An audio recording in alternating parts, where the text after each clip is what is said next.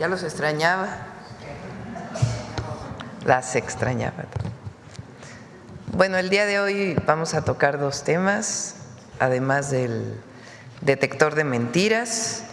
Nos van a platicar Laura Velázquez, Coordinadora Nacional de Protección Civil, y Pepe Merino, titular de la Agencia de Transformación Digital, sobre el simulacro del viernes. Van a decir dónde se va a hacer, principalmente pues en la zona metropolitana. Van a dar toda la información y también la información de lo que va a salir en los teléfonos. Nos lo va a decir Pepe.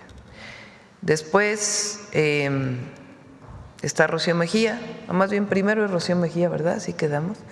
Sobre la tarjeta Finabien, a todos nuestros paisanos y paisanas para que saquen su tarjeta Finabien para poder enviar sus remesas de manera electrónica. Es muy sencillo.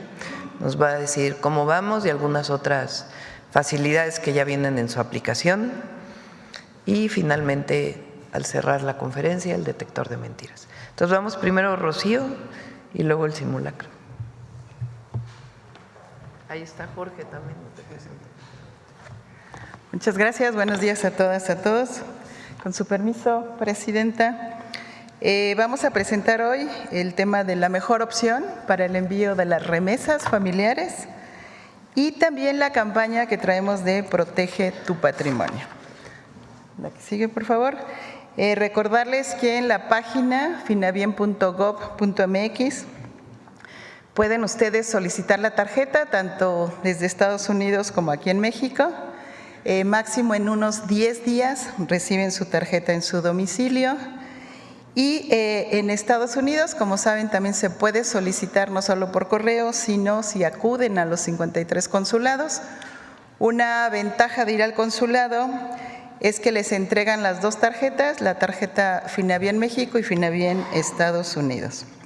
La semana pasada se presentó aquí una pregunta a la presidenta, que era qué pasaba, en algunos consulados ya no había suficientes tarjetas. Efectivamente, tuvimos un crecimiento exponencial. En prácticamente el último mes y medio se duplicó la demanda de las tarjetas, entonces ya se mandaron a producir mucho más. Tenemos 50,000 tarjetas ya en camino a todos los consulados para ir previendo la demanda de los próximos meses.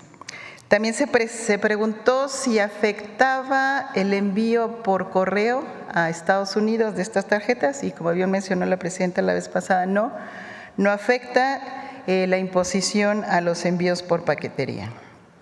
Por último, aquí en México, como bien saben, también pueden pedir su tarjeta. Todos los familiares, los millones de familias que nos están escuchando, que reciben su remesa, pueden ir por su tarjeta a las 1,700 sucursales de Finabien, recuerdan, donde está Telecom Telégrafos, ahí seguimos, y pedirle a su familiar allá en Estados Unidos que vayan por su tarjeta.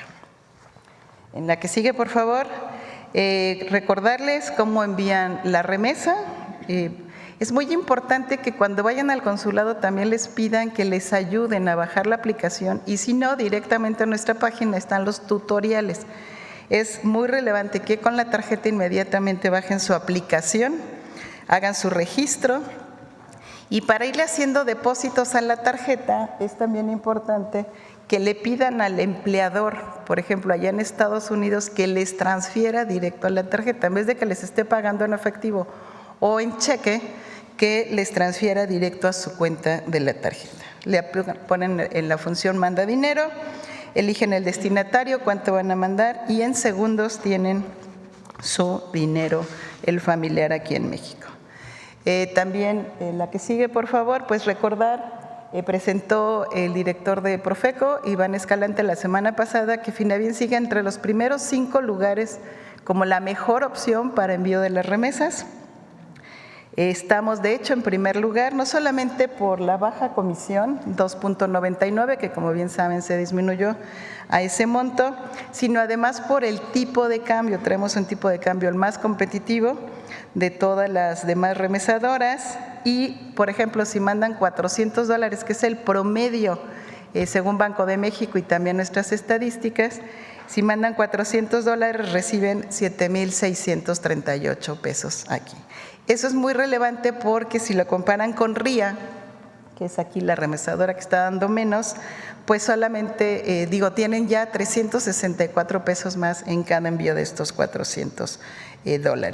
Muy importante además que nos vean no solamente como una remesadora, sino como el gran ecosistema de servicios que tenemos. Y la que sigue, un tema muy relevante, hemos denominado la campaña Protege tu dinero, estés donde estés. ¿Qué quiere decir esto? Que como ustedes saben pueden mandar hasta $2,500 al mes, respetando la normatividad en Estados Unidos, y hasta $10,000 al mes. Y muy relevante es que pueden guardar en su tarjeta, como saben, una tarjeta bancaria allá en Estados Unidos, hasta $20,000. Eso les va a dar una seguridad a todos los paisanos allá de que pase lo que pase, tienen resguardado su dinero. La que sigue, presentamos, Presidenta, un nuevo servicio que es precisamente que ya también desde la aplicación de Finabien pueden enviar sus aportaciones al IMSS. Muchas personas allá en Estados Unidos están dando de alta en el IMSS como trabajadores independientes. Entonces se bajan su aplicación, buscan su tarjeta, bajan la aplicación y se dan de alta en el IMSS, y con su NSS, su número de seguridad social, ya pueden seleccionar la función pagar cuotas al IMSS y mandar directamente esta función también lista.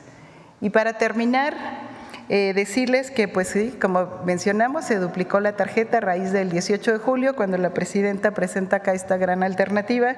Traemos ya más de 67,000 tarjetas, ya más de $23 millones recibidos aquí en México, y quiere decir que ya opera de manera eficiente y de manera clara y transparente.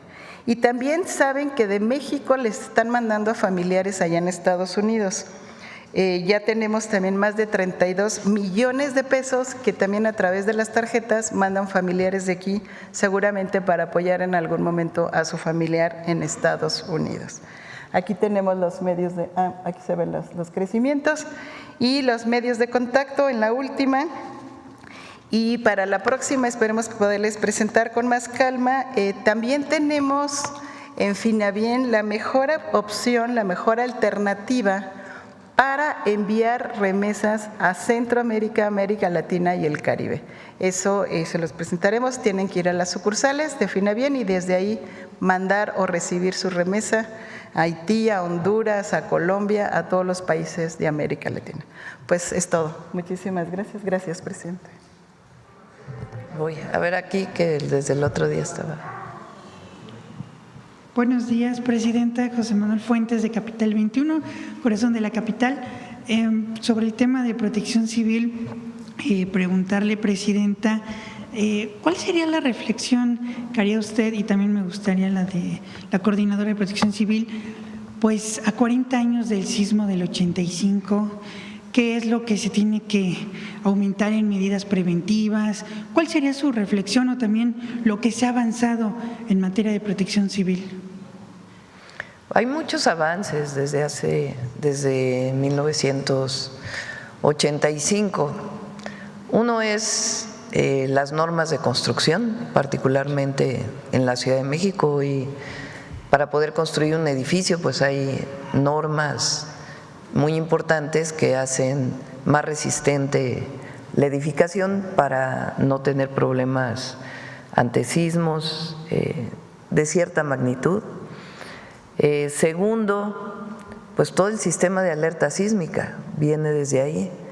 La alerta sísmica pues son sistemas instrumentados en la costa principalmente del Pacífico que permiten cuando viene el sismo activarse y llegar mucho más rápido a los lugares en donde van a llegar las ondas del sismo para poder tener en algunos casos 1 minuto o menos para poder tomar precauciones. Los sismos no se pueden ni predecir.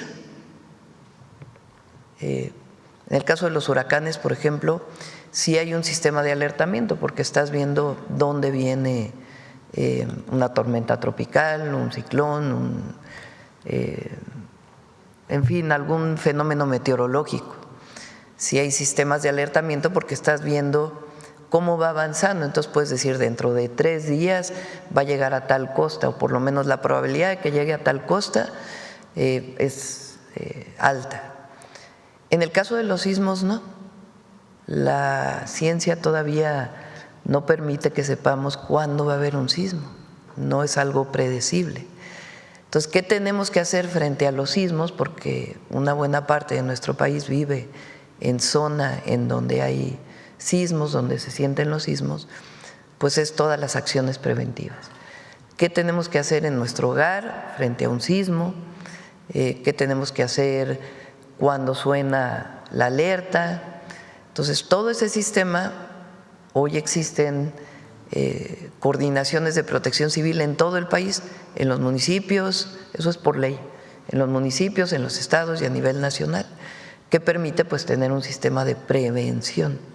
Entonces, hay que seguir avanzando en la prevención y estos simulacros nos ayudan, generan a veces nerviosismo, preocupación, recuerdos de quien vivió una situación pues lamentablemente traumática en un sismo, pero es muy importante que sigan existiendo, que se hagan, para que todos sepamos qué hacer cuando viene una situación como esta.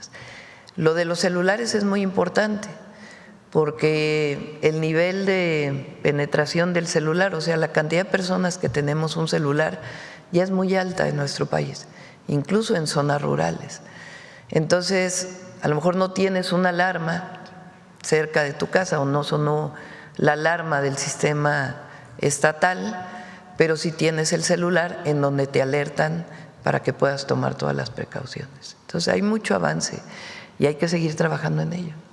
Porque también, le quiero preguntar sobre este mismo tema, ¿por qué Chiapas no tiene estaciones del sistema de alertamiento sísmico mexicano y desde hace 12 años tiene otro sistema como privado?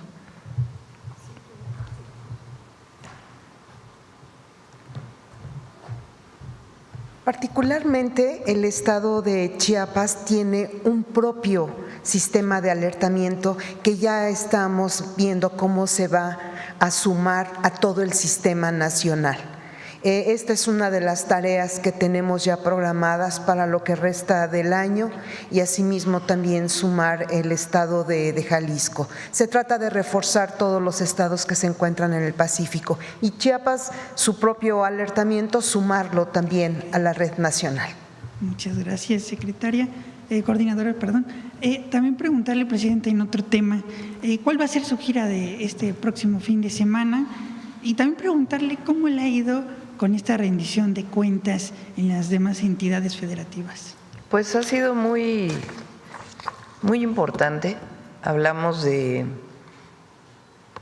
lo que hemos hecho en cada estado, desde los programas de bienestar hasta las obras que han iniciado o que van a iniciar el próximo año. Y hay mucho entusiasmo en los eventos que hemos tenido. Son en todo el país, independientemente de qué partido haya llegado el gobernador o gobernadora. Entonces ha habido muy buena recepción.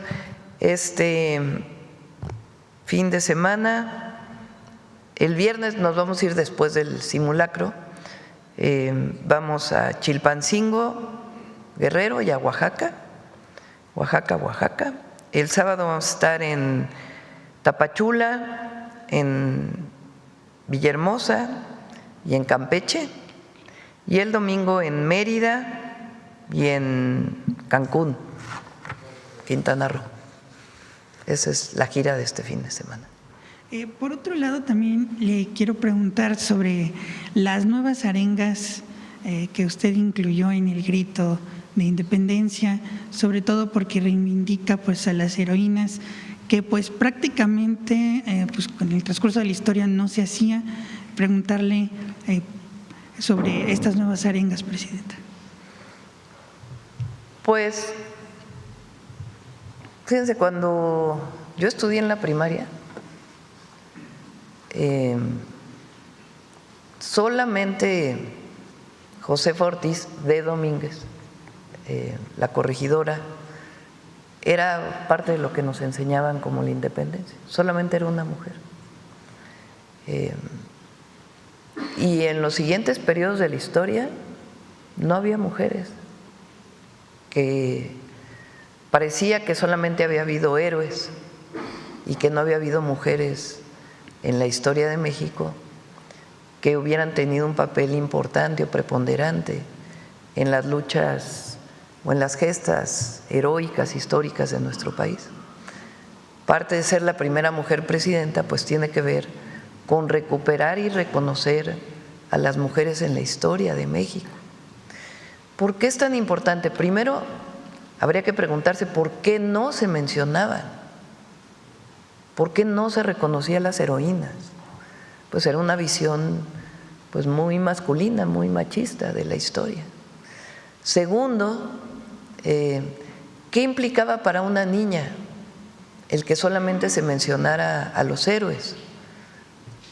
Pues pensabas que solamente había habido hombres en la historia que habían tenido un papel importante. Entonces no te veías, digamos, te ves reflejado en los hombres porque son héroes finalmente para todas y todos los mexicanos, pero parecía que las mujeres no habían tenido un papel histórico. Eso por un lado. Entonces, reconocer a las heroínas es algo fundamental en el reconocimiento de las niñas en su historia y cómo las mujeres también participaron en papeles importantísimos.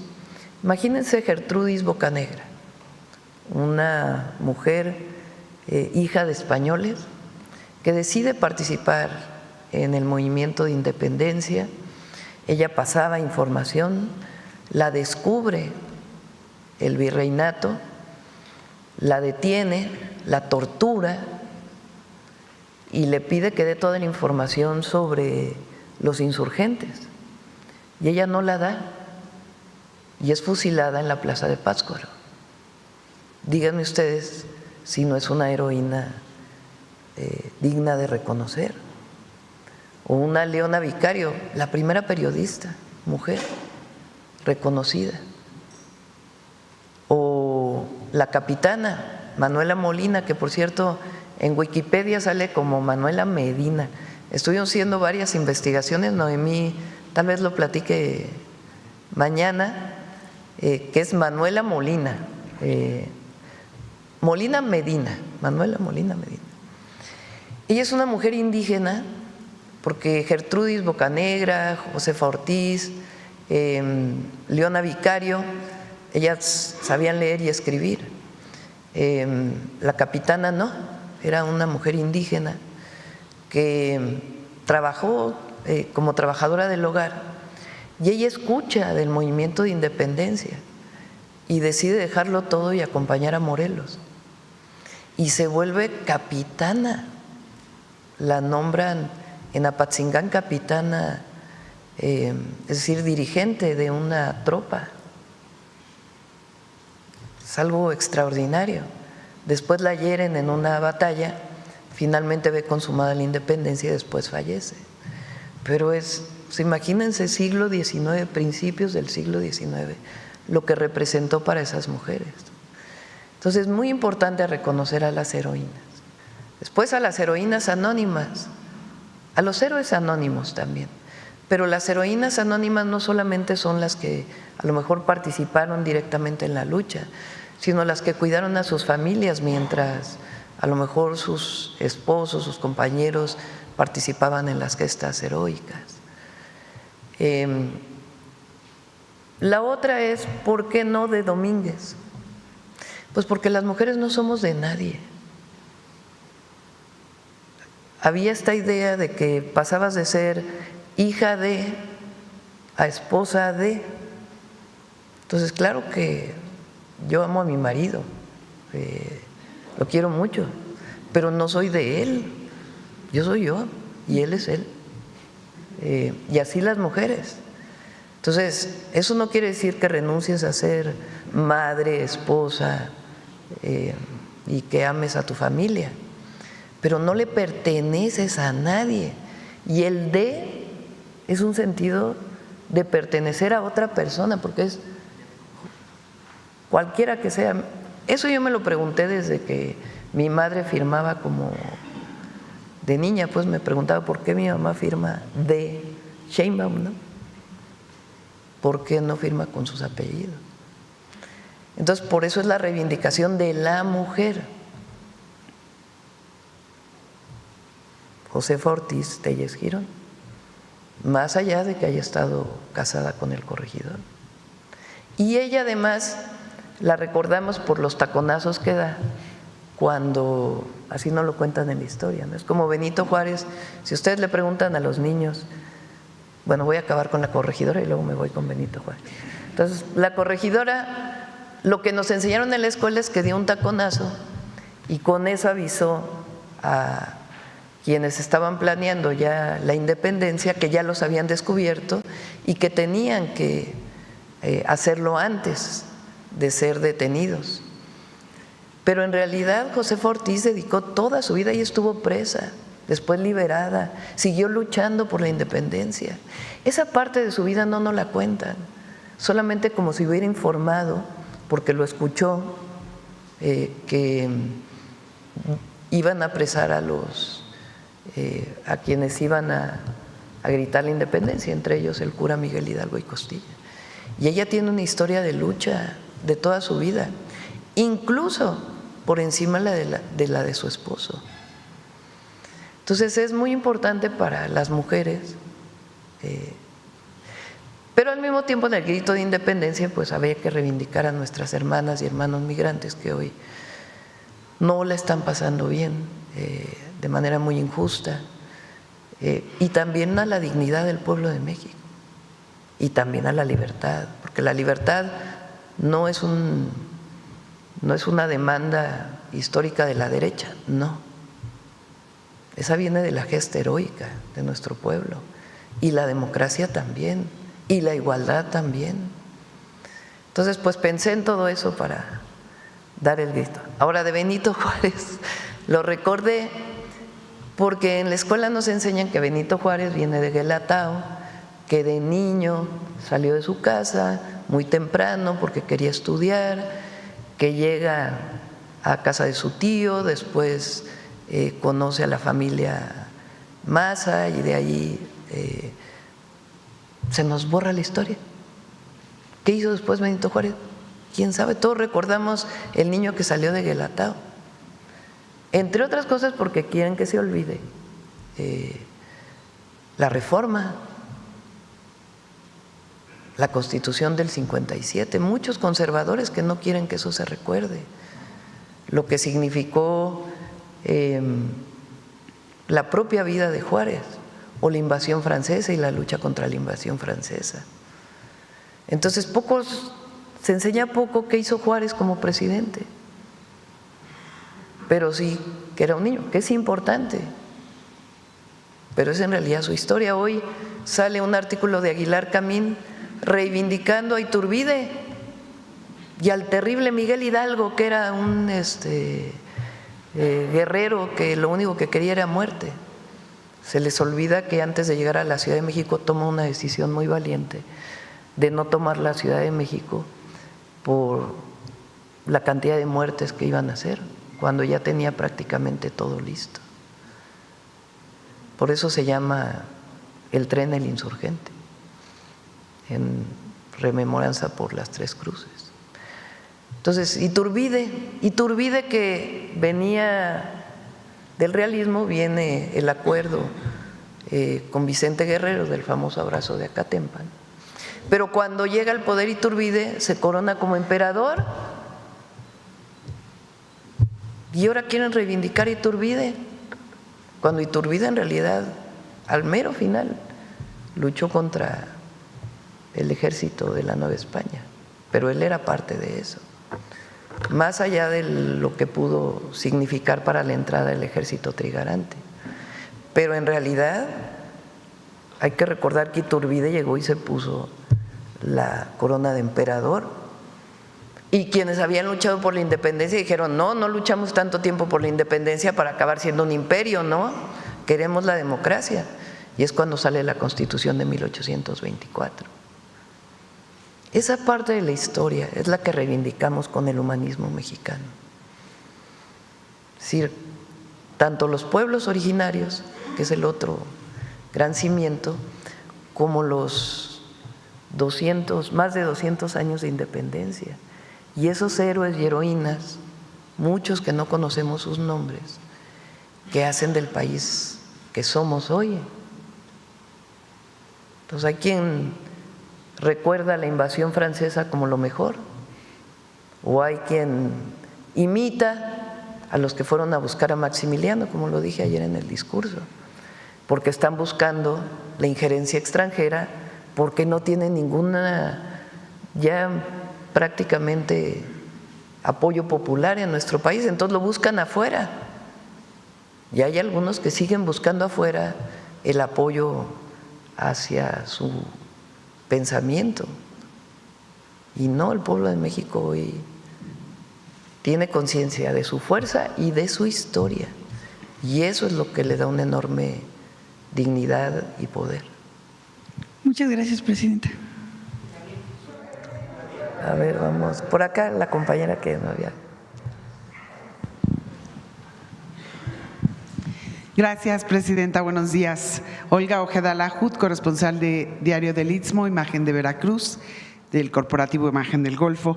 Presidenta, me voy a ir al puerto de Veracruz para comentarle que ya van más de un mes en donde hay retrasos importantes en la aduana del puerto. Ninguna autoridad del puerto ha dado alguna explicación pública, pero ya los agentes aduanales y transportistas nos comentan que la justificación es la falta de los equipos de gama para revisión de mercancías. Básicamente lo que queremos saber, sabemos que esto retrasa obviamente el comercio, pero queremos saber si tiene ya alguna fecha, bueno, si está enterada de esto y también si ya tiene fecha para la inauguración de la nueva aduana del puerto de Veracruz. Marino, el almirante, nos informa, se están colocando los nuevos equipos. No tengo en este momento la fecha, pero a ver si nos lo pueden dar. ¿Sí? Jorge también está ayudando en eso. En particular en Veracruz ya están instalados. A ver, Jorge. A ver, gracias. Sí, perdón. Buenos días, con permiso. En particular en la aduana de Veracruz ya están instalados los equipos de rayos X.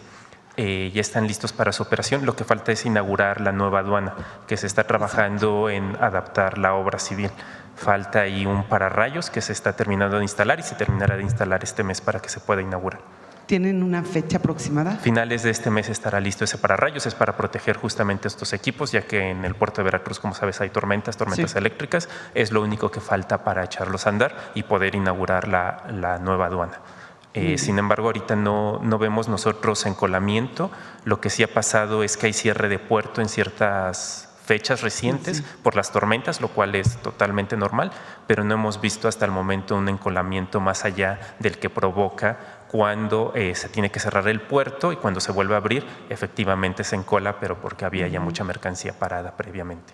Muy bien, muchas gracias. Gracias, con su permiso. Gracias. Y bueno, por otro lado, presidenta, en la administración del presidente Enrique Peña Nieto se retiró el buque escuela para la Marina Mercante. Y esto obliga a que egresados de planteles como la Escuela Náutica Mercante Fernando Siliceo y Torres, pues tienen que hacer sus prácticas en embarcaciones particulares de banderas extranjeras. El tema es que los retrasa hasta un año para que puedan titularse. No sé si existe algún proyecto de su administración para dotar de un buque escuela a la Marina Mercante, como el que se tiene en la Secretaría de Marina, sí para existe. Sus egresados de la universidad. A ver si nos manda una nota el almirante también. Sí está contemplado. ¿Sí? Sí. Sí está contemplado. Es parte de los proyectos de Marina. Finalmente, presidenta, el 13 de marzo algunos familiares protestaron de los trabajadores petroleros que fallecieron en la explosión de una caverna en Tuzandépetl en 2023. No sé si lo recuerde, ya que el área jurídica de Pemex no les había entregado una indemnización, lo que consideraron un trato indigno. Pemex reconoció la muerte de 5 trabajadores, de los cuales 3 siguen sin ser localizados. En respuesta a las dudas sobre la indemnización para estos casos, el secretario general del sindicato, Ricardo Aldana, mencionó que el 14 de mayo pasado que los pagos ya estaban próximos a entregarse basándose en un supuesto plazo legal para declarar a los desaparecidos como ya fallecidos. Preguntarle si realmente existe dicho plazo de ley y, de no ser así, ¿en qué fase se encuentra el proceso de indemnización?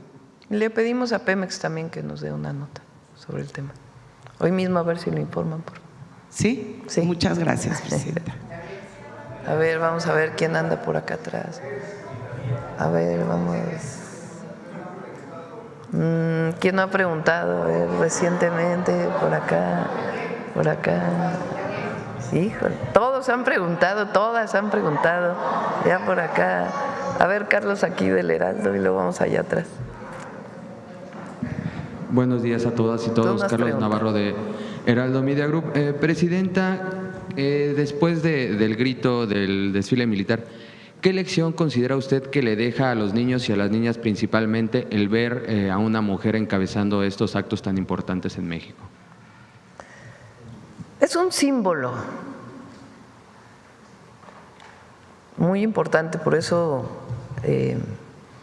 además, como lo digo, no llegué sola, llegamos todas, porque no es el esfuerzo de una mujer en particular, es la lucha histórica de las mujeres y es parte de la transformación del país, el que haya una mujer presidenta.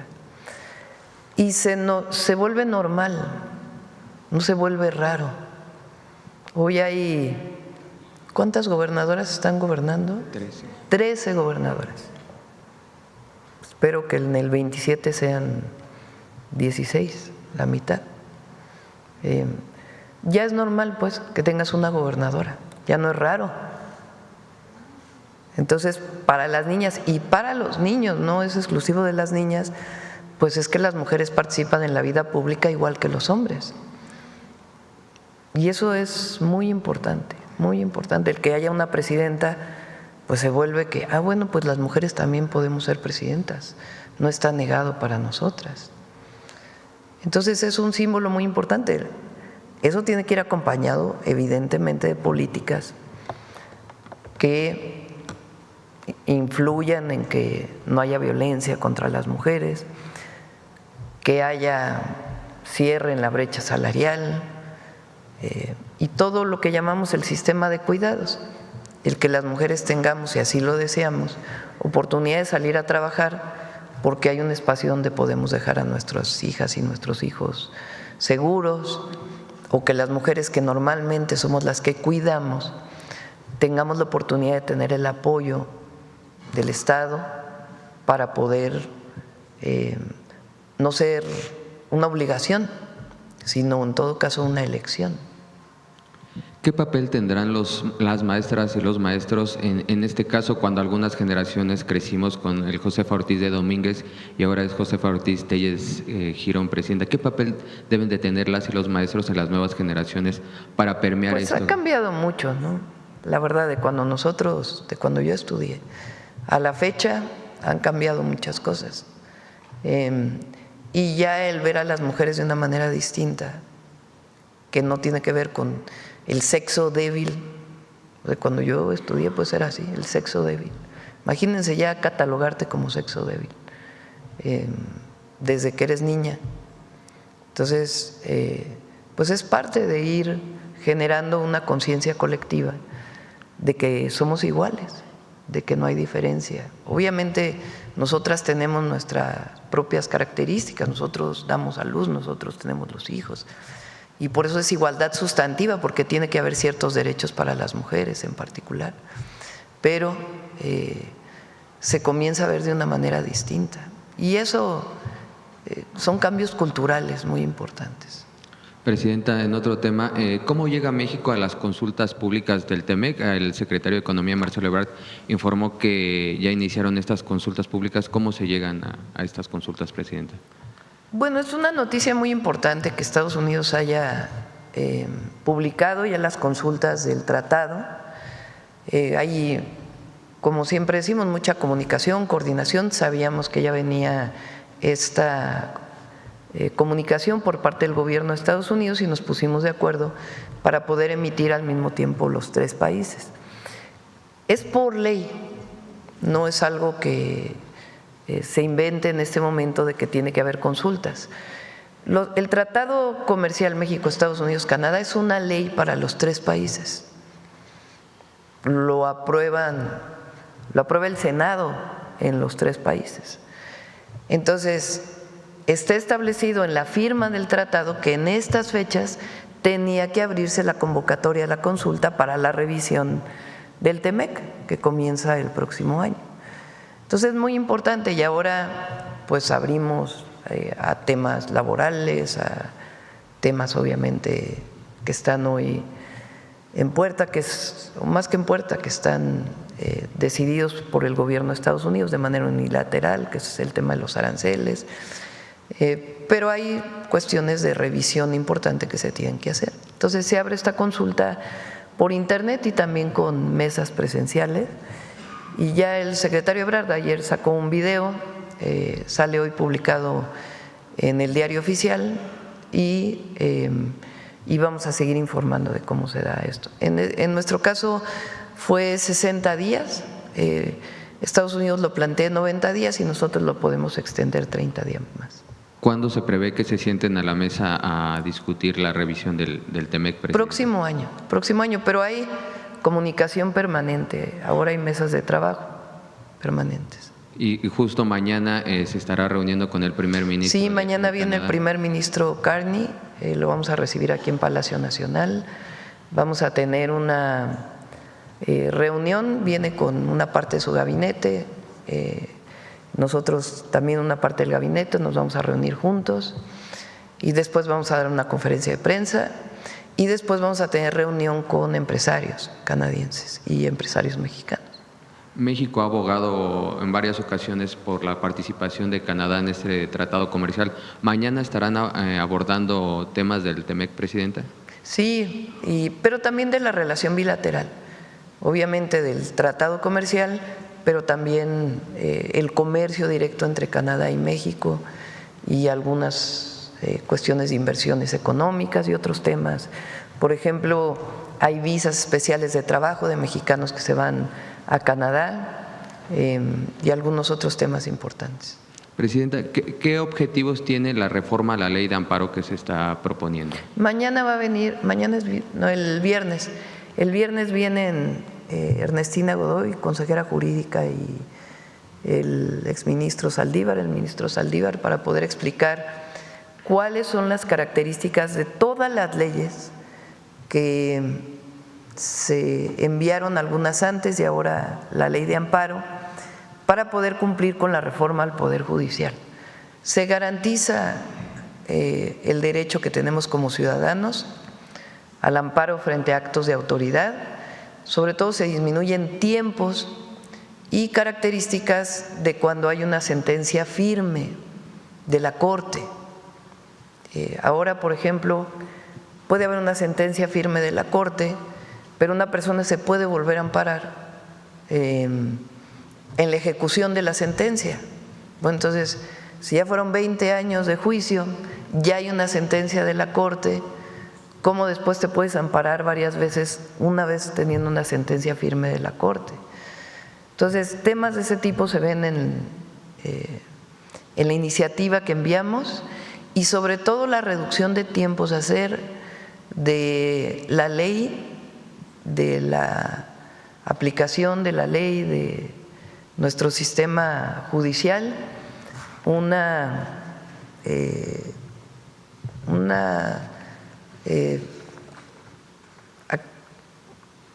que todo el sistema judicial sea más expedito, vamos a ponerlo así, que no tengan que pasar 20 años para resolver un caso. Y eso tiene que ver con varias leyes y sus tiempos para poderlo hacer mucho más rápido la resolución de un caso. Que no haya personas que llevan tantos años en la cárcel y que no se sentencian, porque hay amparo sobre amparo sobre amparo. Por supuesto, se defiende al ciudadano frente al acto de autoridad, que eso es muy importante en la ley mexicana, en la norma mexicana. pero que se haga más expedito, que sea más rápido las resoluciones. Eso tiene que ver con todas las leyes que se están modificando y en particular en la ley de amparo, que sea más expedito todo el procedimiento y al mismo tiempo que cuando hay una sentencia firme, pues no vengan otra vez pues años para la ejecución de la sentencia.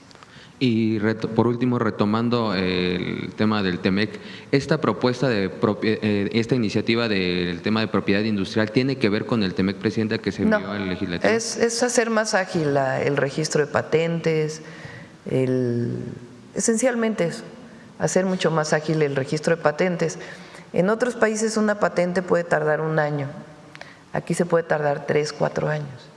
Entonces ahora que además pues la tecnología va tan rápido, el registro de una patente en tanto tiempo pues genera, digamos, problemas para su posible desarrollo. Entonces tiene que ver con eso, sobre todo lo de la propiedad intelectual. Muchas gracias, buen día a todas y todos. A ver. Muchas gracias. Buenos días, Presidenta. Buenos días a los servidores públicos aquí presentes y a los colegas. Presidenta, vimos en la ceremonia del grito que usted dedica unos momentos a decir y hablar sobre nuestros hermanos y hermanas migrantes, lo cual pues ha causado una conmoción en la comunidad en Estados Unidos. El pasado lunes la Lotería Nacional realizó con mucho éxito el sorteo, el gran sorteo de México, con motivo de los migrantes, lo denominó con M de migrantes. Le quiero decir que pues la Lotería Nacional tuvo pues muchos programas de difusión en estados fronterizos como en Tijuana, Ciudad Juárez y Nuevo Laredo. Presidenta, la Lotería Nacional informa que se superaron las expectativas de venta y pues, posiblemente rebase los 100 millones de utilidades para apoyo de los paisanos. Además, informa la Lotería Nacional que fue una de las ventas más exitosas en términos de ventas especiales como en el 2024 y en el 2023. La pregunta sería, Presidenta, con esta respuesta del pueblo de México al llamado que usted hizo aquí en la mañanera, ¿qué mensaje le daría a la población? Y en ese sentido también preguntarle, Presidenta, para los mexicanos les exhortaría a continuar con esa tradición en México que es el jugar a la lotería para honrar a nuestros hermanos migrantes, porque pues principalmente la lotería es para la asistencia pública. A ver si el mismo viernes viene Olivia para informarnos todo lo de la lotería y también Cancillería para poder explicar en qué se va a utilizar el recurso. Bien, como segunda pregunta, Presidenta, estuve en Culiacán, en Mazatlán. Y agradecer a todos porque la verdad sí fue una venta histórica y ya el viernes informamos con todo detalle. Bien, Presidenta, estuve en Culiacán y en Mazatlán, Sinaloa, para corroborar o desmentir si existe la violencia en las calles. Observé una crisis de percepción de inseguridad originada principalmente por los medios conservadores de comunicación, porque para ellos vende más lo negativo que lo positivo. Estuve 4 días en Sinaloa y viajé por carretera de Culiacán a Mazatlán, como cualquier ciudadano, y encontré pues sí muchos retenes, pero eran de la Secretaría de la Defensa, de Marina y de la Guardia Nacional. Pude constatar que hay gobernabilidad y gobernancia de parte de la administración del gobernador Rubén Rocha, e incluso en Culiacán ya volvió la vida nocturna en esta ciudad. Entrevisté al presidente de la Asociación de Hoteles y Moteles de Culiacán y me dijo que pues, los desafíos que enfrenta el sector turístico en la capital sinaloense, admite que se han registrado hechos violentos por disputas de grupos delictivos, pero la situación no representa un caos generalizado en Culiacán. También hablé con la presidenta de la Canirac y ella es Carla García, y destacó que a pesar de las dificultades derivadas de la violencia, el sector de restaurantero y de comida pues sigue ofreciendo espacios de convivencia y recreación. En tanto, el secretario de Economía de Sinaloa, Ricardo Valdés Cárdenas, habló sobre una significativa recuperación de la ciudad de Culiacán, que tiene vocación de reuniones industriales. La secretaria de Turismo de Sinaloa, Mireya Sosa Osuna, aseguró que el Estado se encuentra preparado para recibir visitantes. Y bueno, pues también se llevó en este estado el desarme voluntario en Ajome, El Fuerte y Choix, promovido por el sistema de seguridad. Presidenta, aquí tengo un documento que le envía la iniciativa privada, el Consejo Intercameral Sinaloense. Se lo dejo ahorita a mis compañeros de aquí de Comunicación Social y le hago la pregunta: ¿usted podría sugerir que los próximos congresos y convenciones de dependencias y organismos públicos, algunos de ellos puedan realizarse en el estado de Sinaloa, pues para promover la actividad económica turística en Sinaloa, en Culiacán, y también exhortar a la ciudadanía, a los sinaloenses y a los de todo el país al desarme voluntario que hace el sistema de seguridad?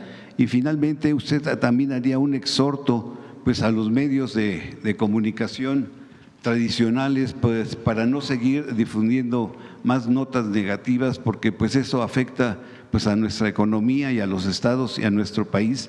Esos serían los 3 exhortos que le pregunto, Presidenta. Sí, por supuesto que invitamos a que se hagan congresos en Sinaloa.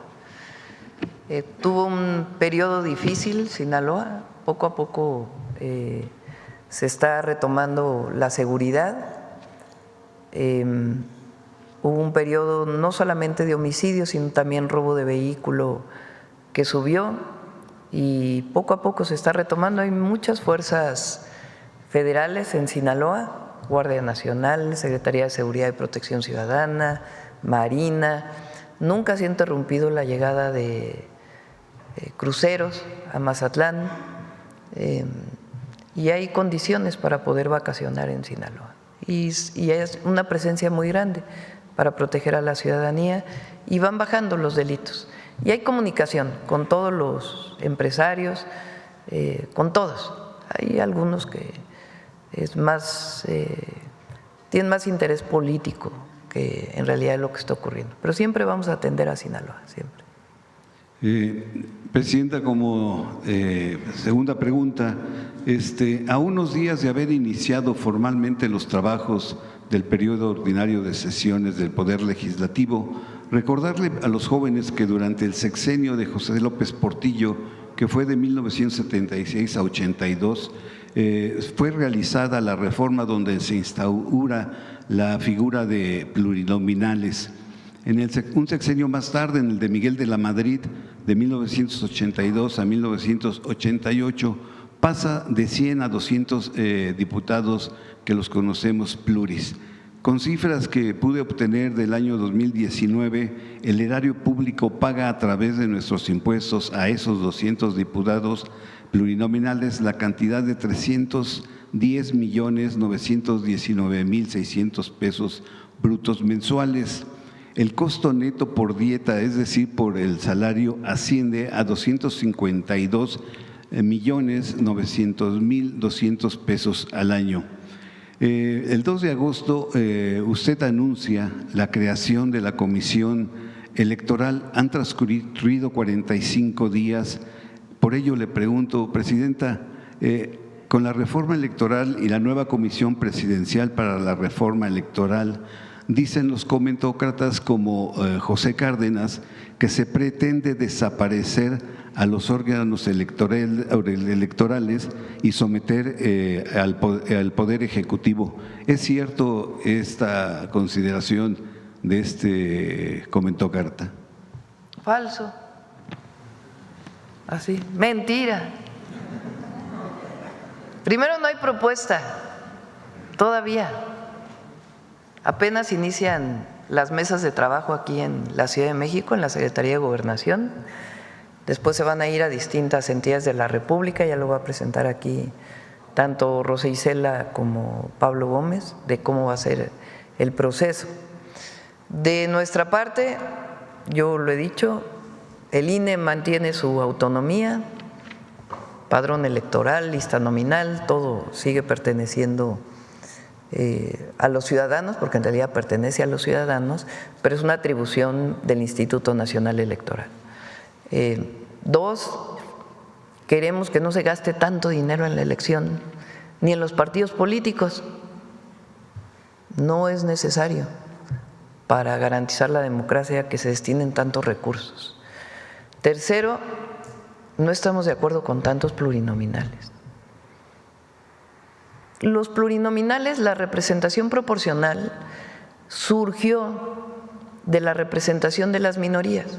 Si un partido político, antes era, digamos, el PRI, el PAN y algunos partidos que eran satélites, digamos, del PRI, que daban como cierta reconocimiento de que había otros partidos políticos.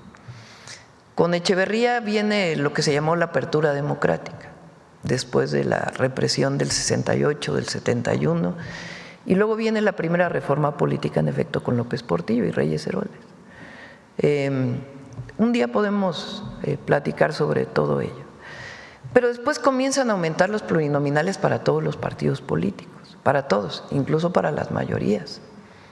Entonces, hay partidos políticos que solo ganaron un diputado y tienen 17 diputados. Hay partidos políticos que ganaron 15 diputados.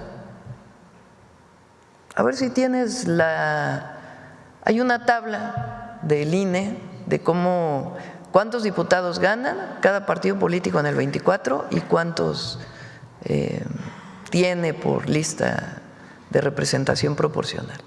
Entonces,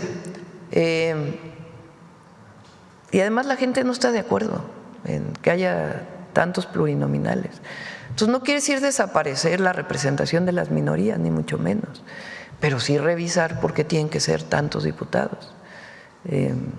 Y porque hay partidos que ganan un diputado y tienen 17 diputados. Presidenta, usted me está diciendo que pues se requieren que las elecciones sean más baratas, más económicas. El presupuesto del INE es de… Que no se gaste tanto, porque es recurso público. El presupuesto es de 15.3 mil millones de pesos para el INE en el 2024 y por dar un ejemplo… ¿Cuánto dijiste? 15.3 mil millones de pesos. Entonces, pues es una cantidad de… 15.300 millones. Y por ello, Presidenta, yo le preguntaría, ¿usted avalaría para abaratar las elecciones del 2030 que la credencial sea digital para que se haga un voto por internet o electrónico? Y esto diría también de que se eliminaría el PREP, que también cuesta muchísimo. Eso hay países donde hay voto electrónico y al mismo tiempo te dan un boleto que dice que votaste, una garantía de que votaste. Entonces, ¿por qué nosotros no podemos discutir eso? Todo está abierto. Sería mucho más fácil para nuestros paisanos si no tuvieran que registrarse 3 veces para poder votar. ¿Por qué no podemos discutir ese registro que hacen nuestros paisanos para poder votar? Sacar su credencial de elector y además volverse a registrar y volverse a registrar para poder acceder al voto. Entonces, por eso abrimos a la discusión. Nuestra opinión es que tiene que haber menos recursos para los partidos políticos y para las elecciones. Eso no quita que no sean transparentes, que no se hagan bien, pero no es necesario tanto recurso. Bien, finalmente, presidente… Por cierto, aprovecho para, otra vez Zedillo salió a decir que se acabó la democracia en México. Zedillo, que de nuevo vamos a volverlo a decir. Labastida, candidato presidencial del PRI en el 2000, escribe sus memorias y en la primera parte de sus memorias dice textual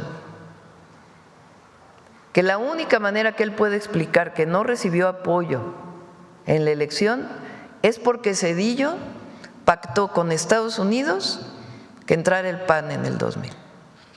Bueno, ¿cómo este personaje puede hablar de democracia?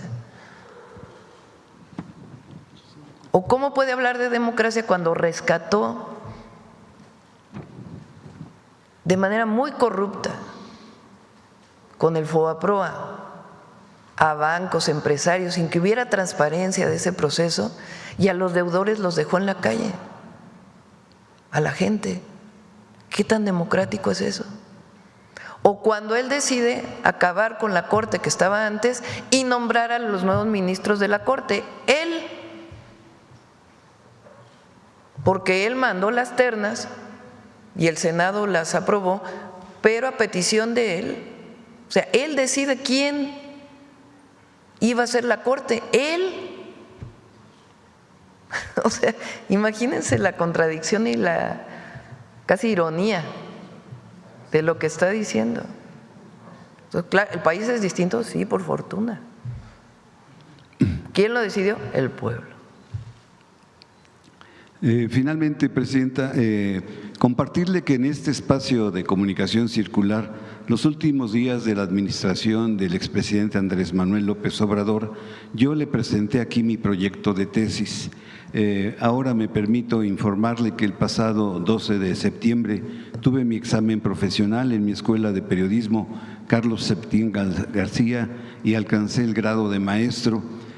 Puedo presentarme, Presidenta, aquí en este ejercicio de comunicación circular, posiblemente como el reportero, como el periodista decano de las mañaneras, de las conferencias mañaneras, y como maestro en periodismo político ante usted, con todo respeto, Presidenta.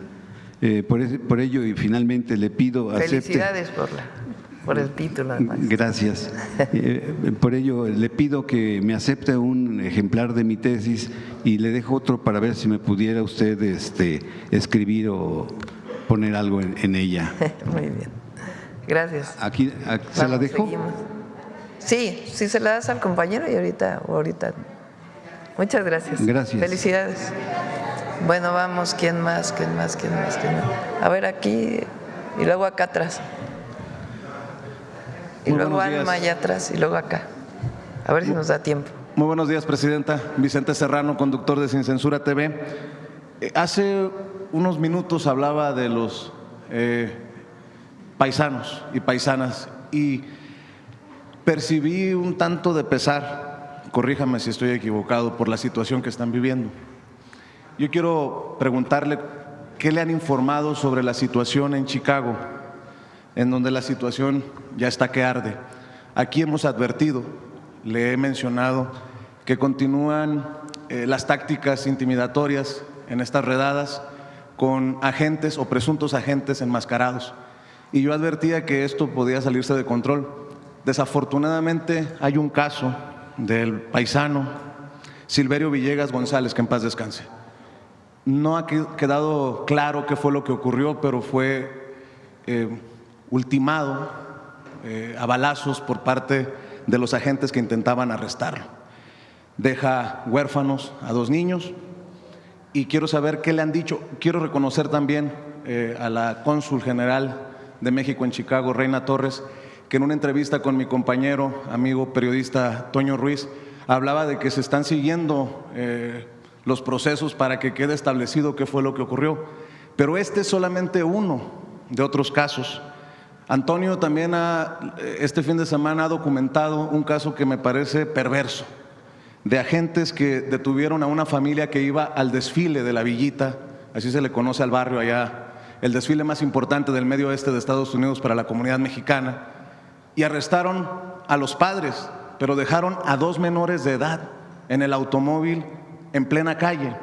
Y fue afortunadamente por esos héroes y heroínas sin capa que pues están a salvo esos niños. Es la señora Marta Idalia, que es conductora, Marta Idalia Cantú, que es conductora de estas aplicaciones como Uber o Didi, que es la que termina rescatando a los niños. Yo aquí le he insistido, y perdón por la insistencia, Presidenta, sobre las presuntas violaciones de derechos humanos. ¿Qué le han informado a usted? Porque tengo entendido que, de acuerdo a las declaraciones de Reina Torres, la cónsul general de México en Chicago, ya hay un reporte para el canciller. ¿Qué le han dicho de este caso, Presidenta? Primero, no solamente públicamente, sino también se solicitó toda la información al gobierno de los Estados Unidos. Y estamos muy atendiendo tanto a la familia como en la investigación de realmente qué pasó. Eso es lo primero. Segundo, condenarlo, evidentemente. Y tercero, estamos a través de la Cancillería buscando diferentes mecanismos, porque una parte tiene que ver con proteger a nuestros hermanos migrantes allá con los consulados, que han avanzado mucho, la verdad. Todavía hay más que hacer, pero han avanzado mucho en la comunicación, en la asesoría, en la comunicación en el momento que ocurre una detención con los consulados. Digamos, de hace un año a la fecha estamos en mejores condiciones y se está trabajando de manera muy directa con todos aquellos que deciden pedir apoyo al consulado. Pero la otra, pues es de manera diplomática decir que no estamos de acuerdo con lo que está ocurriendo. Entonces, estamos trabajando una nota diplomática particular sobre estos temas. Ya se han hecho varias, pero en particular una sobre este caso y otros casos que tienen que ver con violaciones a derechos humanos. Entonces, le estamos trabajando, además de todo lo que hace nuestro embajador de México en Estados Unidos, y asesorando y apoyando a los paisanos en todo lo que se requiere. Pero hasta el momento no le han dicho, no le han dado claridad de que… Se condenó la violencia, pero se está en espera de la investigación, de que realmente qué ocurrió en el caso de este connacional que fue abatido. Hay una visión por parte de quienes lo hicieron, por eso nosotros estamos exigiendo la investigación a fondo y el apoyo a la familia. Por cierto, Presidenta, si me permite también reconocer esos héroes, más héroes sin capa. Jesús Vargas, de la organización Mijos, ha atendido este caso del señor Silverio desde que ocurrió esta situación y le ha dado visibilidad, como creo que usted misma ha solicitado que haya una relación entre consulado y organizaciones comunitarias, entre otros activistas a los que respeto y sé que han estado trabajando por años. Presidenta, en otro tema, si me permite regresar al tema de los expresidentes, los veo tanto alterados en los últimos días. Felipe Calderón, muy nostálgico del poder, sube una fotografía por las fiestas patrias de él mismo. Peña Nieto, perdón, yo sé que la risita es la que calienta. Peña Nieto reaparece, pero jugando golf, muy en lo suyo. Vicente Fox aplaudiendo el gritito de Ricardo Salinas Pliego y haciendo un llamado a los empresarios para que hagan lo propio. Pero lo de Zedillo me parece muy perverso. Yo le pregunto, porque dice que Andrés Manuel López Obrador es el culpable y usted es la cómplice del asesinato de la democracia. ¿Qué ve detrás de esto, Presidenta? Porque en política no hay coincidencia. Como que han salido en montón, ¿no? No salieron uno a uno, salieron en montón. ¿Qué reflexión hace o qué piensa de esto o de estos esfuerzos en contra del gobierno que usted encabeza, Presidenta? Pues son muy desesperados, ¿no? La verdad. Contra el presidente López Obrador, que es increíble, pues, el coraje que le tienen. Y el coraje viene en el fondo del amor que le tiene el pueblo al presidente López Obrador, porque eso no va a cambiar. Por más campañas que sigan haciendo a la fecha, que digan, él un hombre íntegro que transformó al país.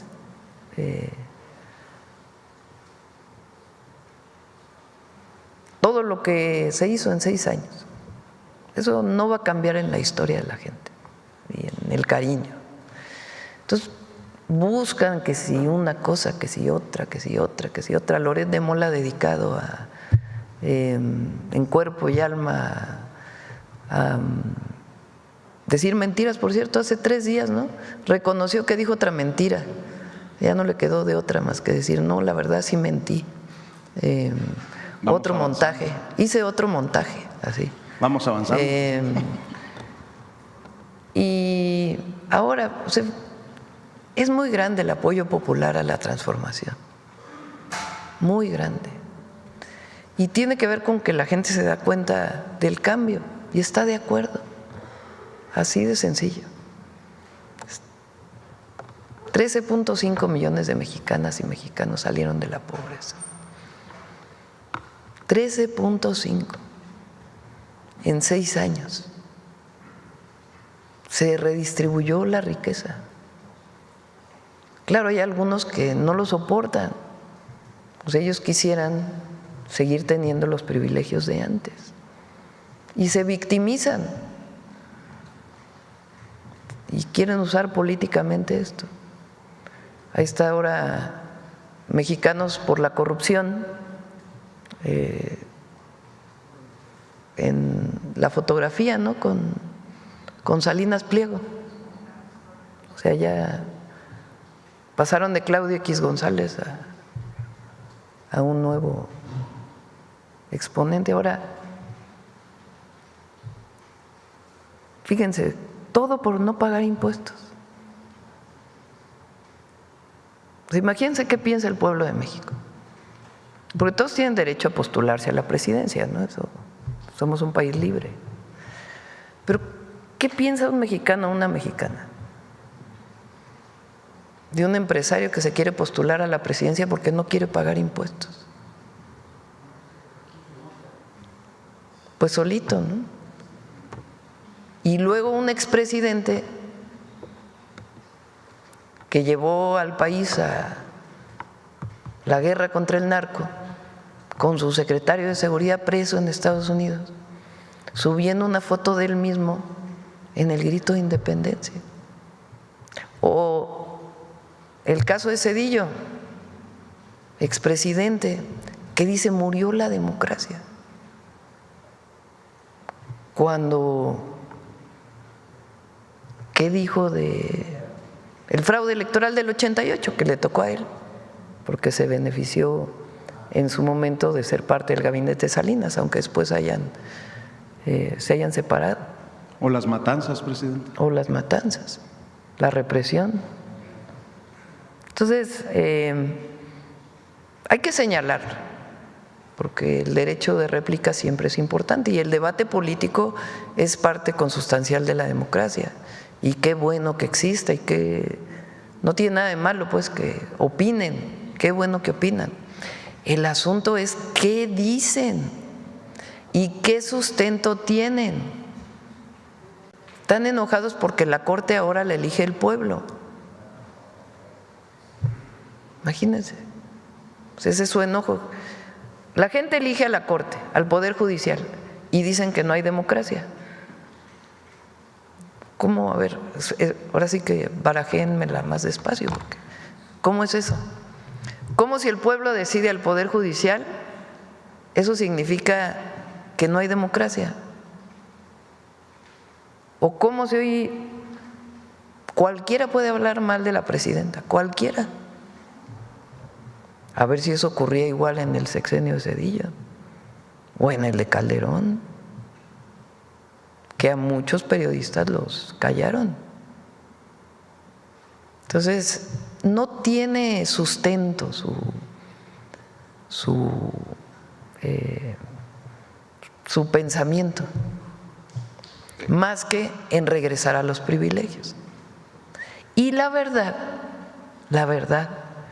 mucha parte del sector empresarial, muchas empresarias y empresarios, grandes, medianos, pequeños, no tienen problema Hay algunos que ideológicamente pues no les gusta el gobierno de la Cuarta Transformación, pero en realidad no han tenido ningún problema para desarrollarse, ninguno. Eso sí, tienen que pagar impuestos, no es como antes. Esa es la única diferencia. Y la gente reconoce más al empresario que tiene responsabilidad social. ¿Escuchó ya el grito de Salinas Pliego que circuló? No le fue muy bien, por cierto, me platicaron. Pero imagínense, pues no sé. No. Se lo pregunto porque la narrativa esta de la dictadura, el autoritarismo, se cae por ellos mismos. Algo que ha sostenido por mucho tiempo la hoy presidenta de la mesa directiva de la Cámara de Diputados se va al piso cuando ella habla de pluralidad y se dice contenta y se dice reconocida en esta dictadura tan que tanto critican, ¿no? O sea, ellos mismos se desestiman, se tumban entre sí, ya no haya uno a quien creerle, ¿no? Se cae, por eso digo, a ver, díganme en qué sustento están sus argumentos. O sea, cualquier argumento tiene que estar sustentado en la realidad, ¿no? Claro que los análisis políticos pueden ser distintos a partir de una visión, pero tiene que tener algo de verdad, algo de realidad. Entonces, hay censura. ¿Dónde hay censura? Hay autoritarismo. ¿En dónde? ¿Dónde está el autoritarismo? Yo tenía ganas de gritar ¡viva la verdadera democracia! Pero no, ya. Para cerrar de mi parte, Presidenta, en un tema muy serio.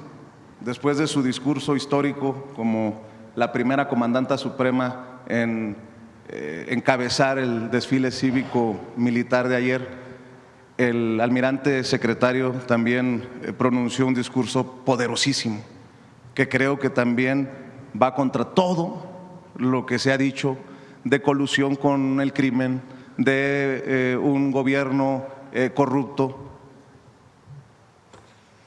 ¿Usted leyó el discurso cuando lo escuchó? ¿Cuáles son sus reflexiones? Porque es muy fuerte y creo que ha caído muy bien en la gente de a pie, que era lo que esperaba, Presidenta.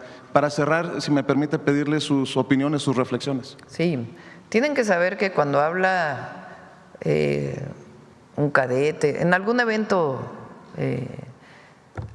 en donde yo estoy presente, y habla un cadete, el propio general secretario, el almirante secretario, un secretario de Estado, no leo nunca los discursos previamente. Ellos hablan libremente.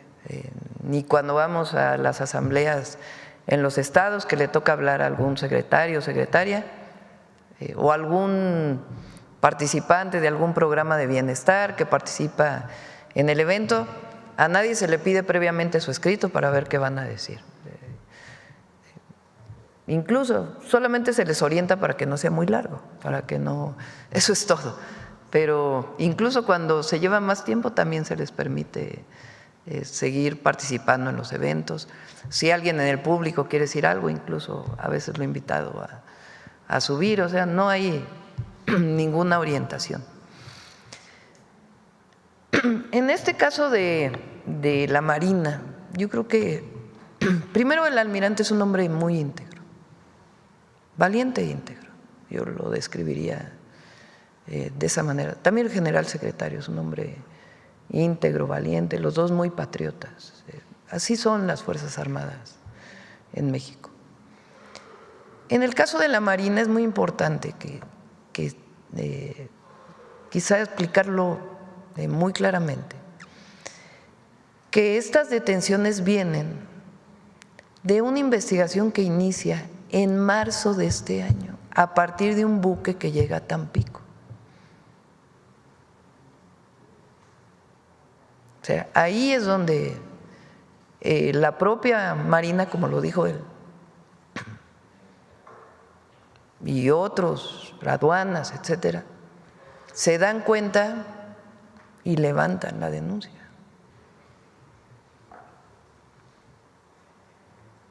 porque ya estaba ocurriendo en marzo de este año, o sea, estábamos nosotros en el gobierno. Llega el buque y ahí inician las investigaciones. La Fiscalía tiene que hacer todas las investigaciones, es el responsable de hacer las investigaciones. Pero derivado de lo que se encuentra es que inician estas investigaciones. Y sí, siempre lo he dicho, cuando se encuentra que hay algún miembro del gobierno, incluso de las Fuerzas Armadas, que es parte de una ilegalidad, fortalece a las instituciones llegar al fondo. Ahora han dicho mucho de que si el presidente López Obrador, que si sus hijos, bueno, hasta sus hijos ahora otra vez los quieren meter. Esto sucedió en marzo. ¿Qué tan atrás venía? No lo sabemos. Lo que sí podemos decir es que el presidente López Obrador es un hombre íntegro, y eso lo sabe el pueblo de México. Y que toda esta crítica que están haciendo y demás se cae por su propio peso. Pero que la Fiscalía tiene la obligación de investigar y llegar a fondo de quiénes más estuvieron involucrados. ¿Cuántas empresas estuvieron involucradas? Porque ya no están llegando buques, evidentemente, con combustible ilícito. Entonces, ¿qué empresas compraban ese combustible ilícito? Entonces, muy importante lo que se está haciendo y que no hay impunidad, muy importante, porque en el momento en que se conoce, no hay impunidad. Ahora, estamos revisando, por ejemplo, cuántas detenciones hubo de huachicol en el sexenio pasado. Muchísimas, muchísimas. Y se atendió principalmente el huachicol que perforaba ductos. Existe ahora, pero en mucho menor medida. Este contrabando de combustibles lo encontramos ahora en marzo de este año, y de ahí vienen las investigaciones. Muchas gracias, Presidenta. Buen día. ¿Quieres poner a Lore? Ya viene el detector de mentiras después. A ver, ¿quién dije? Alma allá atrás. Perdóname, Alma, acá primero y luego Alma, y luego ya nos vamos porque ya se hizo tarde. Mucho gusto, Presidenta. Graciela Bravata, de Ahora Noticias. Y bueno, retomando, es imposible, aunque parezca un tema trillado, pero estamos a menos de cumplir un año de haber llegado a la Presidenta. Y sí, ya un año. Y digo estamos porque somos las mujeres que estamos celebrando este año junto con usted. Y es por eso que me permito realizarles las siguientes preguntas, con todo respeto, porque la semana pasada debe de saber, Presidenta, y con todo respeto a mis compañeros, que mi profesión es abogada. Y siempre, desde los 18 años, decidí la defensa de las mujeres, porque también fui una mujer violentada. Y nos buscan, dado que nos dan el privilegio de estar aquí ante usted. Y, pues como dice el título, es Conferencia del Pueblo. Y la voz, nos piden un tema muy delicado, que si bien es cierto que la Fiscalía y los tribunales son independientes, autónomos, piden que fortaleciendo, me perdona son mujeres y me duele que han sido tan victimizadas, tan ignoradas. Y me estoy refiriendo al FEBINTRA, que es la Fiscalía Especializada de Delitos de Violencia de las Mujeres, Grupos de Situación de Vulnerabilidad y Trata de Personas en la Fiscalía General de la República. Resulta ser que muchas han sido, lejos de ayudarlas, llegan con sus problemas de violencias y encuentran la falta de sororidad encuentran que le dan la espalda y que no. Me voy a omitir los nombres de las personas, pero si usted me lo permite, le hago llegar el documento, porque ellas me piden que si a bien lo tiene, les pueda dar una asesoría con su asesora jurídica, la licenciada Ernestina, que las pueda atender. Ellas ya no saben qué puerta tocar. Unas son de… ¿En dónde es, perdón? Es de aquí de la Ciudad de México, una de Tabasco, y son 2 de Tabasco y una de la Ciudad de México. No es una sola. Entonces, si usted pudiera intervenir, porque realmente ellas dicen, se supone que es un lugar que nos pone para que nos apoyen. Y es horrible, Presidenta, que una mujer en tiempo de mujer esté siendo revictimizada. Quien preside ese lugar es la licenciada Leticia Soto.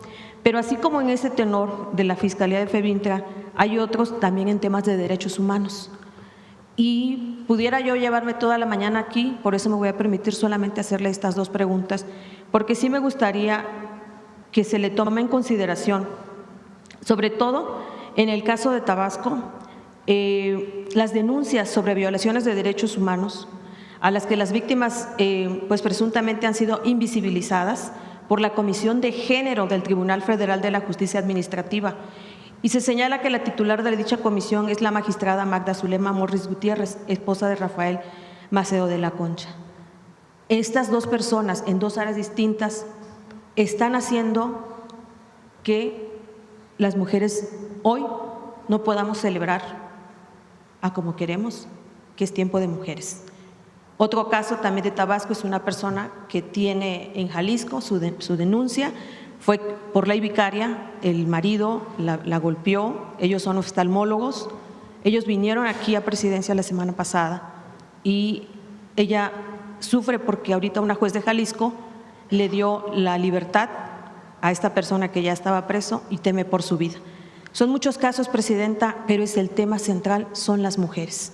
Entonces yo les suplico como mujer y como voz de parte de ellas que si a bien lo tuviera, poderles dar el cobijo, el respaldo a través de asesoría jurídica. Sí, le decimos a Citlali mejor. Hay una subsecretaría donde está Ingrid Gómez, que está dedicada justamente a apoyar estos casos. Ernestina también puede ayudar, obviamente, pero se los pasamos a Citlali si nos haces favor. Y pues una última pregunta, él dice que va a estar en Villahermosa, ¿en qué horario? ¿Ya saben qué horario va a estar? Aquí lo traigo. Son muchas cosas esta semana. Mañana viene Canadá y luego estamos a las 2 de la tarde. A las 2. A las 2. En Tapachula a las 10:45, en Villahermosa a las 2 y en Campeche a las 6. Y muchas felicidades. El sábado 20. Muchas felicidades sábado 20 de septiembre. por ese grito tan extraordinario que nos hizo estremecer. Gracias, Presidenta. Gracias. A ver si nos dio a las 5 de la tarde. 5 de la tarde. Mañana a las 5. Mañana nos vemos en la mañanera, de todas maneras. No sé si es aquí o en el patio. ¿Aquí? Aquí. A ver, Alma habíamos dicho. Presidenta, yo solo quisiera pedir su opinión sobre la detención de Hernán Bermúdez. ¿Cómo fue que se le localizó en Paraguay? ¿Va a haber se van a explorar alternativas para poder acelerar su extradición? Sí, lo está viendo Cancillería para que pueda acelerarse la extradición. Es una orden de aprehensión y fue un trabajo muy importante, sobre todo el Centro Nacional de Inteligencia, de poder ubicar dónde estaba. Y pues el trabajo que se hizo con las autoridades de Paraguay para su detención. Y se está esperando pues ya que pueda ser pronto la extradición para que pueda pues tener su juicio aquí en México. ¿Qué significa para usted esta detención, Presidenta? Para el gobierno mismo, para Morena mismo. Digo, al final de cuentas ya el senador Adán ha dicho que está dispuesto a comparecer si es que es requerido. Por favor. También en este caso es muy importante que se aclare cómo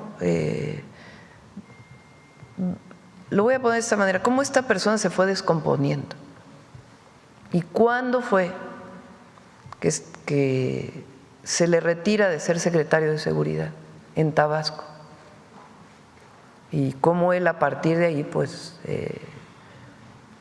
huye, porque venían investigaciones desde antes de que nosotros llegáramos. Entonces, estamos, digamos, haciendo toda la información desde antes para que se pueda dar a conocer también, porque es muy importante que se esclarezca todo. O sea, que no haya esta idea de que, primero, que nosotros no vamos a… si la investigación la hace la Fiscalía, y nosotros no le vamos a decir a la Fiscalía, investiga esto y esto no. Es una investigación de la Fiscalía y la Fiscalía tiene que encontrar los responsables. Eso es lo primero.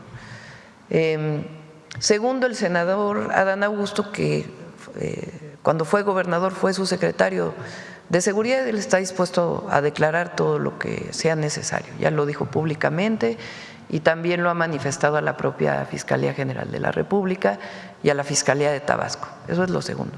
Lo tercero, es muy importante conocer cómo fue que esta persona se fue descomponiendo hasta llegar a tener pues estos vínculos con la delincuencia y cómo se le separa del cargo a principios de 2024.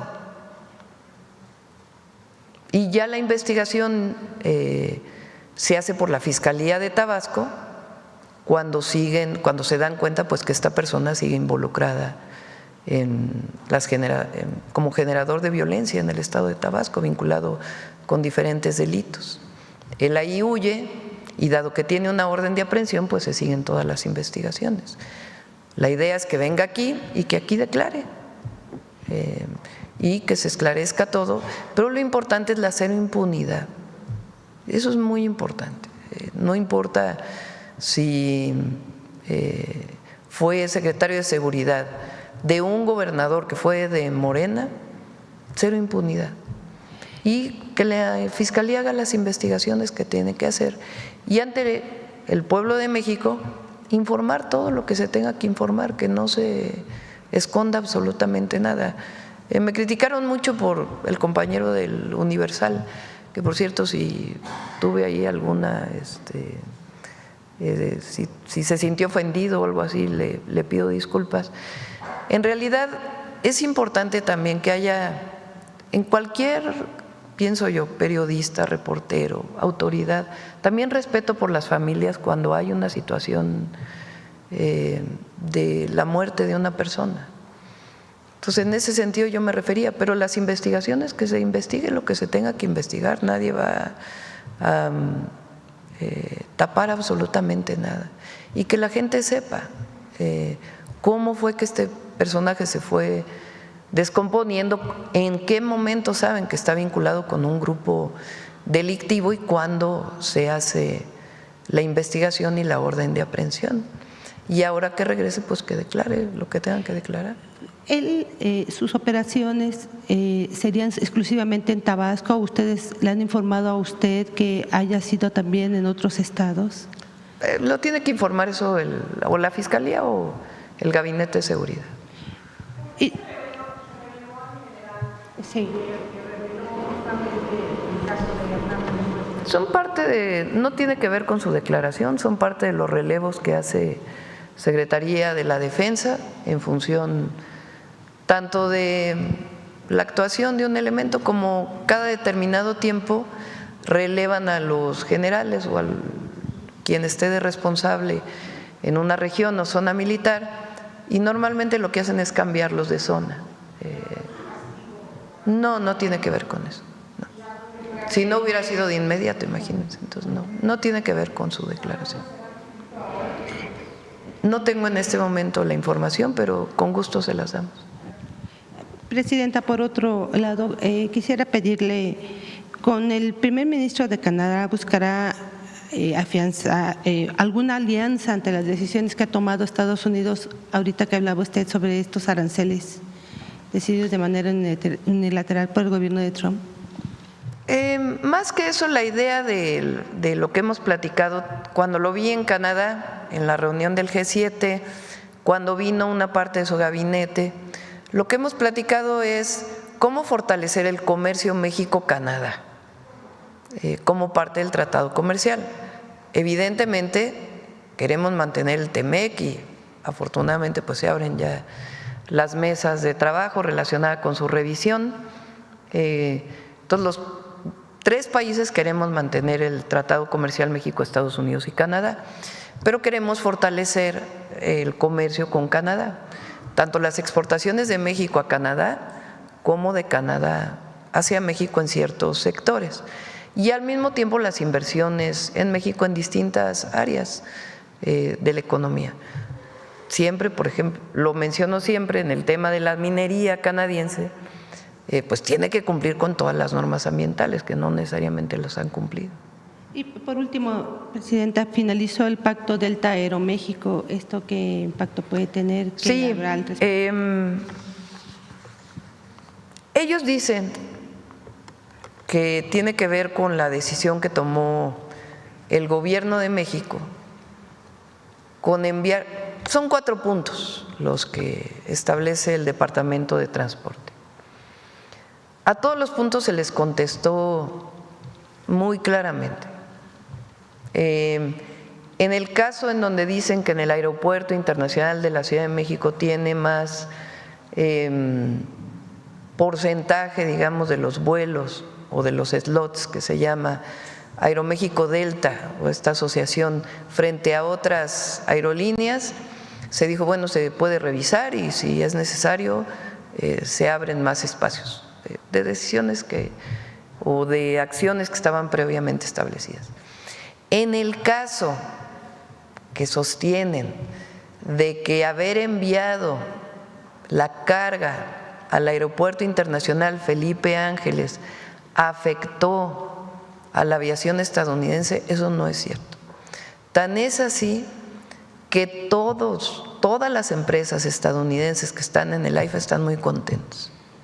Incluso tenemos cartas de las empresas estadounidenses de carga que están muy contentos de que se haya pasado al AIFA, es más rápido, hay más seguridad, en fin, varios temas. Aquellas empresas que pudieran tener algún problema en el AIFA, también se habló con ellos de qué problemas pudieran tener para podérselos facilitar. Y fue una decisión de protección civil, porque había mucha saturación en el Aeropuerto Internacional de la Ciudad de México y ya existía el Aeropuerto Internacional Felipe Ángeles. Entonces no fue una decisión arbitraria, fue una decisión relacionada con protección civil y además, es decir, de mayor seguridad en el Aeropuerto Internacional de la Ciudad de México. Y además todas las empresas están a gusto de estar en el AIFA. Y algunos otros temas que tocan que se resolvieron en la reunión y en algunas normas que tenían que establecerse. Entonces, no sabemos por qué es esta decisión y también los alcances que ya también le vamos a pedir a Secretaría de Infraestructura, Comunicaciones y Transportes que pueda emitir un comunicado de los alcances de esta decisión del Departamento de Transporte y también estamos viendo cuál es la razón por la cual toman esta decisión. De todas maneras, sigue siendo competitivo Aeroméxico, que es de las líneas aéreas que tienen la mayor parte de su capital fuera, pero tienen, digamos, los directivos son mexicanos y las otras líneas aéreas mexicanas, que son competitivas también. ¿Ya le están pidiendo a Estados Unidos una explicación? ¿Le han enviado algún escrito o solicitud? Apenas se recibió el día de ayer y se va a enviar un escrito al Departamento de Transporte. ¿Es impacto económico, Presidenta, o qué harán? ¿Qué no medida creemos alterna? que tenga gran impacto económico. Si quieren también si es esta semana y si no, o mañana a ver si o pueden emitir un comunicado de cuáles son los alcances de la resolución que se toma y pues vamos a estar cercanos también ahí a Aeroméxico para ver los impactos que va a tener esto. Muchas gracias. Bueno, dejamos aquí, ya son 9:30. Mañana nos vemos y el viernes y el lunes y el martes. Adelante.